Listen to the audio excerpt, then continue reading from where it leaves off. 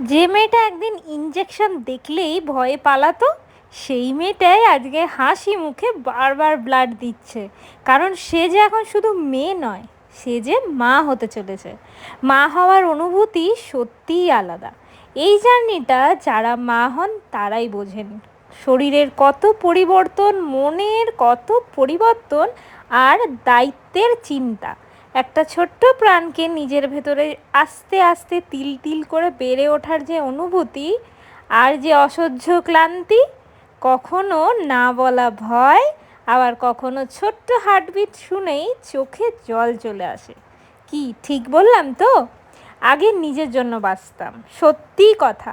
এখন প্রতিটা সিদ্ধান্ত নেওয়ার আগে ভাবি যে তার কথা।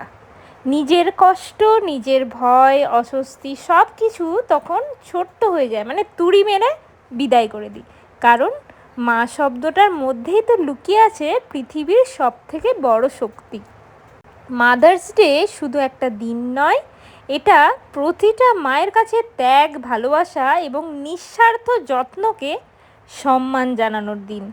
তাই এই বছর মাদার্স ডে আমার কাছে ভীষণ স্পেশাল।